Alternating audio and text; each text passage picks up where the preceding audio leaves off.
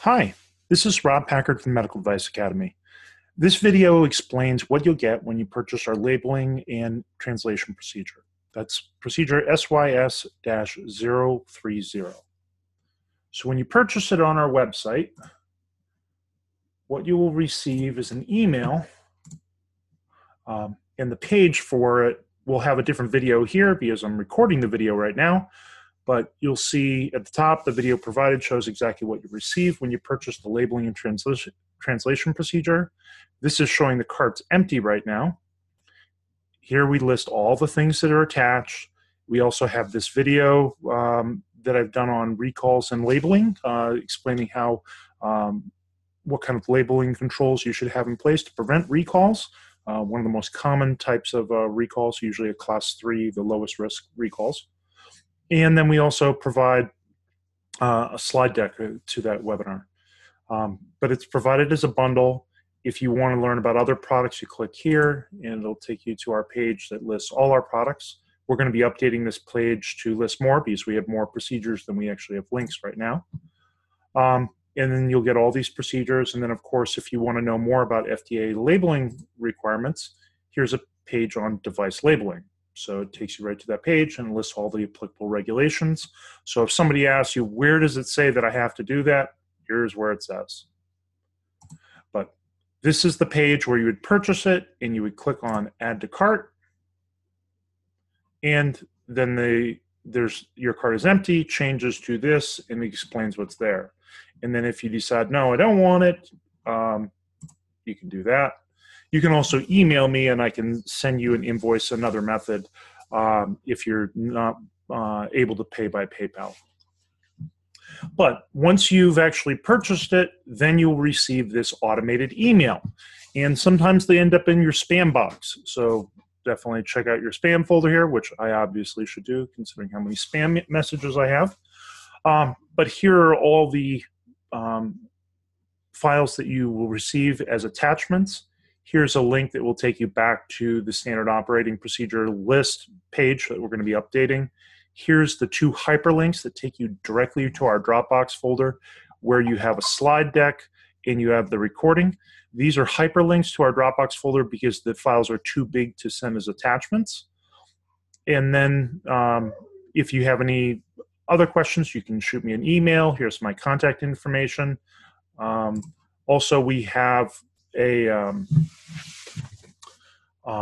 another procedure that's related, the UDI requirements procedure, which is procedure 39, and I'll be doing a recording for that later on today. But to take you through the attachments, here are all the attachments. Here are the 2 hyperlinks for Dropbox, and I'll show you those quickly in Dropbox. Here is the native slide deck. So you can download this when you click on the recording, and you can actually have all 27 slides on how to prevent recalls related to labeling. So there's quite a bit of content in here for you. And then in addition to that, there's the actual recording. Whoop, I'm clicking on the wrong document. That's the actual exam, which I did not include because I included in the recall procedure because it has to do more with recalls rather than labeling. But here's the video, which is not showing because I'm trying to record right now. Here we go. It's going a little bit slower because I'm doing this, but it's over an hour long. So I'm going to close that.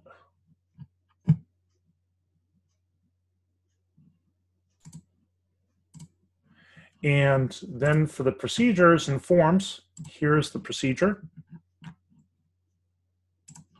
So this is a very short procedure. In general, I try to make my procedures as short as I possibly can. It's actually harder to write a short procedure than it is to write a long one. You can always copy and paste a whole bunch of content from the FDA regulations and the standard, but instead I try to make it as simple as possible for people that are trying to implement a quality system. So all of our drafts internally, because everything would be version A when somebody implements a quality system procedure, we try to indicate what draft number it is. So we have a D3 here. You want to delete that when you accept it into your system. I've indicated I'm the author here, but you can replace that with your own name if you wish, or do that on subsequent revisions. In the date effective, you would indicate what is the date that this procedure is going to be effective. There are two schools of thought. One is the date you approve your document change approval, or document approval for the initial release of the procedure. Or the other way to do it is when you expect people to have all their training completed. So some people will train people before they approve a procedure. Some people will do it after. And if they do it after they approve a procedure, you might want to say, we're approving the procedure today, making it available to everybody, but it won't be effective until so many days from now. Let's say 30 days from now. And that's the effective date you would enter there. If you had something that was a response to an FDA 43, you might implement the change more rapidly than 30 days. Such as before it's even submitted to the FDA as a plan. We provide here the purpose of the procedure. You would substitute company name instead of Medical Device Academy or company name. You would put your company's name. You'd change the logo here to your company's logo. And down here it says it's compliant with a quality manual. So we actually have a quality manual we also provide. And it says it's the primary document for explaining what the regulatory requirements are for design and approval of labeling and translations. It also meets the requirements of 1345-2016, Clause 751E. It references the ISO standard for symbols, which I hear is in review right now. Then we have EN 1041-2008. This is an old document. I'm not even 100% sure how much longer it's actually going to be applicable, because there's a new essential performance and safety requirements document as part of the EU regulations being implemented in 2020 that has additional requirements. So that'll probably be updated soon, but it's specific to Europe. So if you're not doing anything with CE marking, you could delete that one. This is the current labeling requirements. So this is a reference to those FDA regulations. This is the current MDD requirements or directive requirements for European CE marking, and I indicate what essential requirements are applicable. Here's the guidance document for translation for Europe. So both of these would be deleted if you don't do any CE marking. Then we provide a couple of templates. Those are also included in this bundled package when you purchase it. And there's a labeling checklist for the MDD and CMDR. CMDR is Canadian Medical Device Regulation, and this is the Medical Device Directive for Europe. There's also a new checklist for the new European regulation, which is going to be effective next year, but we already created the checklist for it. And then here's a simple flow chart saying what your inputs to the process are. So product development or design controls, risk management, and the med dev for technical file contents. Here's your labeling and translation procedure, because you have to have not only a label, but a translation for any European labels. And then you have technical documentation. This would be your technical file.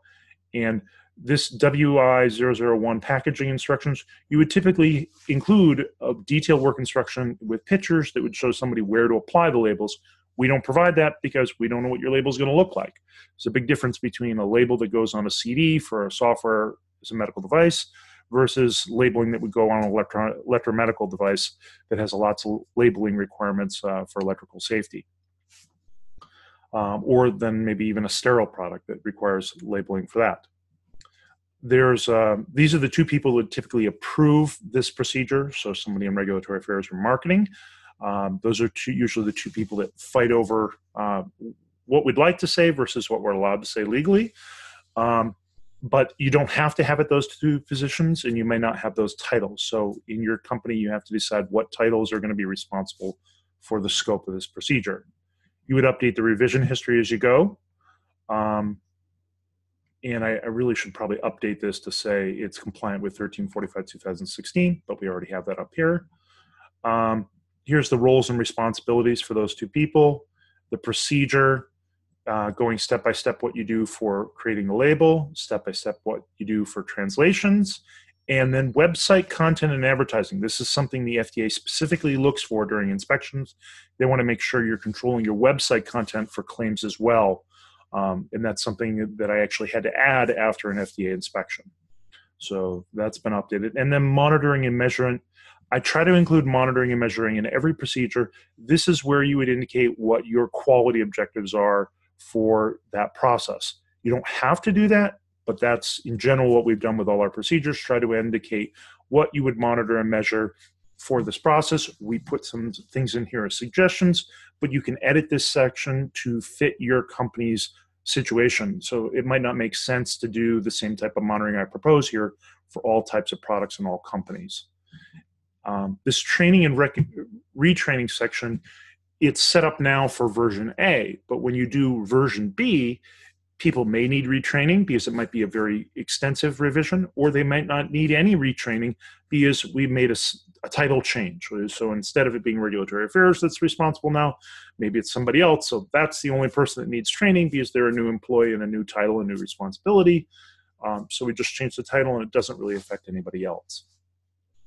Then we also try to use a risk-based approach to all the procedures. So we have a risk management section in every procedure, and it explains some common hazards.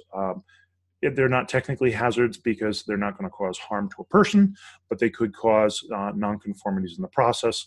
So we've labeled them as hazards, more consistent with the definition of risk in ISO 9001. But we identify hazards and then the risk control measures. So we have systematic forms and standards and other methods to make sure that you don't cause these mistakes. And then last but not least, we indicate what the records are. So the records from this procedure, I've indicated what the 4 areas are, or 4 other procedures are where you would have record requirements. So in your technical file, you would actually include the checklist for CE marking or the checklist for Canada for review and approval of the different label revisions and the actual label itself. It would also be part of the design and development process. It would also be part of training because you would have training records on this procedure, and you would keep records of all this label and translation approval. So that's the whole contents of this procedure. You could certainly get more detailed here and explain what each record is. You could say, this is where the technical file is. This is where the packaging instructions are. You could say where the label review checklists go. You could say what file they're in, if they're saved in a server, hard drive, electronic location. But that's up to your company where you're going to save those records and who's going to be responsible for those records. You should also have record retention identified, but typically I put that in the record procedure, so SYS-002. So that's an overview of this procedure. It's only 3 pages long. There's quite a bit in here. Now you've seen the procedure in total. So that's what you're getting when you buy this. But you also get these other documents. So one of them is this Essential Requirements Checklist, and this is the MDD requirements. That's the current Medical Device Directive, and the Canadian requirements. We list each section, whether it's applicable, whether the label meets the requirements, yes, or NA for not applicable, and then you would add comments in this checklist. So this checklist is actually several pages long, so it's 5 pages. And like I said, we give a copy and paste of every single requirement here and the references here. Not every requirement on the left is applicable to both countries, so we have separate line items for each. Then the next requirement or next document is the new European one. So we've taken all the requirements for Europe. This one is a little different. It's not in section 23. This is a separate requirement related to phthalates. So we put that in there. And then we have the requirements. There are 3 different sections for labeling requirements, 23.1, 23.2, and 23.3. And that is the label, there's a label, there's a primary sterile barrier label, and then there's also an IFU requirement. So they have 3 different sets of requirements, which is a little different in the new regulations. So information on labeling here. And the last one, I believe, is the instruction for use. Oh, information on sterile packaging. So, and then we have 20.4, information within the instruction for use. So there's actually 4 sections there. But we've provided all the different links for you. take you to the next checklist here. I'm sorry, not next checklist, template. So we actually have a template here for an IFU. Now, every instruction for use, IFU stands for instruction for use. Some people also use the same acronym for indications for use. I don't use that acronym, but many people do, and it creates a confusion because the indication for use are supposed to be in your instruction for use. But the indication for use should be identical to FDA Form 3881 if you're in the US. You should include this if your product is prescription only. This, you would provide maybe a paragraph describing your device, indicate who the users are, a list of accessories, patient population, how the device operates, conditions or environment of use. So is it going to be used in a clinical environment, in a hospital, in an OR, home use, emergency ambulatory use, any cautions that you would have. So hazards that could cause the person injury, you want to include those here, particularly any use errors that could cause injury. Things like grounding patients if it's an electromedical device. Any contraindications, you want to make sure you include there. Those are often specified by the regulator. Precautions, this is a symbol for read important instructions. So this is wherever you have this symbol, people should be reading it. Well, you go right to the precautions, and this identifies use errors that are typical of your device. So this might be something you would update over time as you identify new use errors that you hadn't anticipated. This is for single use, so telling people not to reuse the product. And you should also keep in mind that the Europeans require you to specify what the hazards are of reusing the device.